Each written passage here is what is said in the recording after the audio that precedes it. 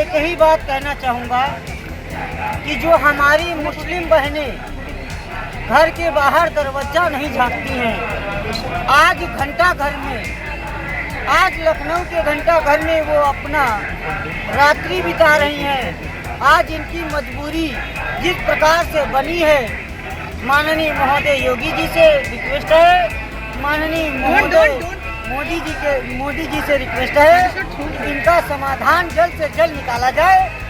जय हिंद, जय भारत, जय माता। जय हिंद।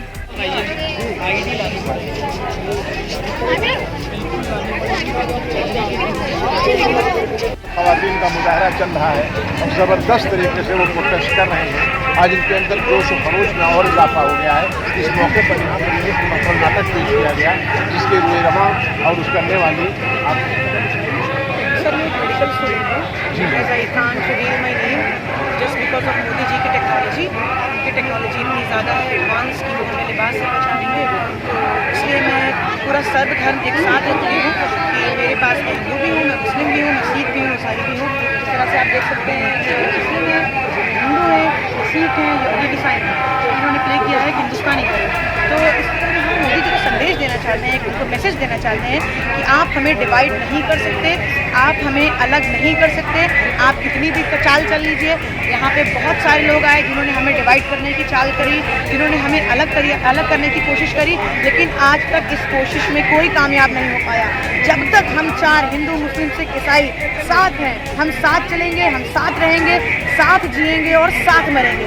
यहाँ पे कोई ऐसा नहीं है जो हमको अलग कर सके।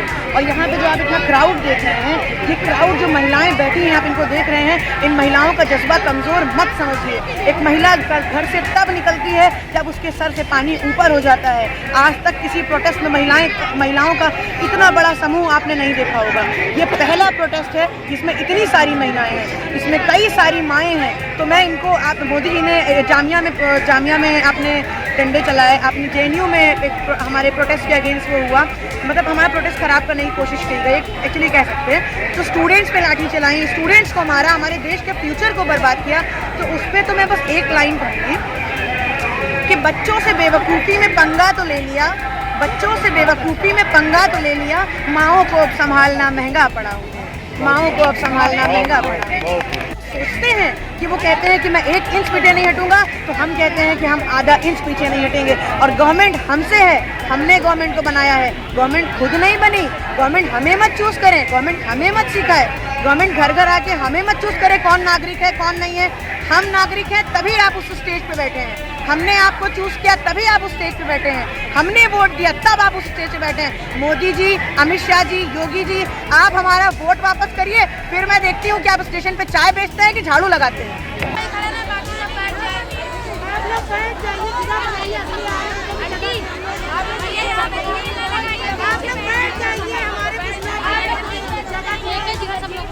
मेरा नाम गुड्डन है जी। देखिए ऐसा है कि यहाँ पर लोगों के कहीं पर दिल में डर है, और डर जब तक डर रहता है उसके आगे जीत नहीं होती है। जब डर दिल से निकलता है और सच्चाई होती है तो जीत हमेशा होती है।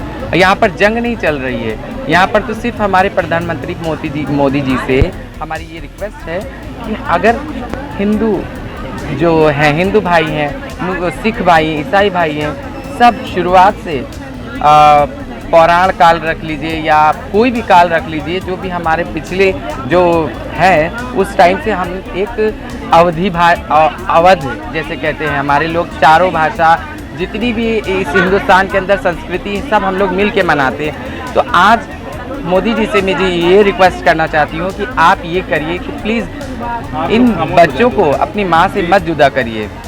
और रही बात यह है कि अगर उन्होंने प्रधानमंत्री जी ने कुछ सोचा है तो कुछ अच्छा ही सोचा होगा, लेकिन इनको एकदम स्पष्ट बताइए कि किस लिए सोचा है, क्या सोचा है और क्या करना चाहते हैं। हम लोग जैसे बढ़ के हमेशा आते रहे हैं, आज से नहीं। इतिहास के पन्ने आप खोल कर देखिए कि मुखन्नस, मुअन्नस, किन्नर और हिजड़ा जो हम लोगों को खिताब दिए हुए हैं ज़माने से। क्या आप उर्दू लफ्ज़ में ले लीजिए मुखन्नस, मुअन्नस, और संस्कृत में, उर्दू में, पुराण में, इतिहास में कहीं भी आप पन्ने उठा के देखेंगे तो किन्नर हमेशा एक साथ देने वाले रहे हैं, जो कि राजाओं के टाइम पर जो हम लोगों ने जंग लड़ी, हमारे बुजुर्गों ने, पुरखों ने लड़ी, वो हिंदुस्तान को जीता। तो हम लोग तो हमेशा, जब सारे अस्त्र शस्त्र बेकार हो गए तो हम लोग अपने शस्त्र लेकर सामने आए। इतिहास में कहीं ना कहीं बात कही जाती है कि किन्नर की दुआ जो है कहीं ना कहीं आसमान से उतर के आती है। क्या ऐसे लोगों को आप जहाँ जो लोग बैठे हैं उनको क्या दुआ देंगे? मैं तो यही दुआ देना चाहूँगी कि मेरे जो इष्ट देव हैं, मेरे जो माता हैं, मेरे तो अल्लाह हैं, भगवान हैं, मैं तो सर्वधर्म संपन्न इंसानियत का एक मुजस्समा हूँ, पुतला हूँ। अगर मेरे अंदर इंसानियत नहीं है तो मैं किन्नर भी नहीं हूँ, मैं आदमी भी नहीं हूँ, औरत भी नहीं हूँ, कुछ भी नहीं हूँ, ना हिंदू ना मुसलमान, कुछ नहीं। मेरे अंदर इंसानियत होनी चाहिए। मैं यही सब लोगों को मैसेज देना चाहती हूँ, अपनी सरकार को भी मैसेज देना चाहती हूँ कि आप कहीं राजनीति की रोटी सेकने के बजाय एक बार इंसानियत के दिल से इंसानियत के बारे में सोचे कि इंसान इंसान होता है। अगर आज मैं इंसान हूँ तो इंसान को ही समझूंगा, और अगर इंसान नहीं तो फिर तो कुछ भी नहीं। ये 4 दिन की है ज़िंदगी है, उसके बाद ख़त्म होना है। इंसान ज़्यादा से ज़्यादा 60 साल, 70 साल, 100 साल जीता है, उसकी बात तो दूसरी दुनिया है ना।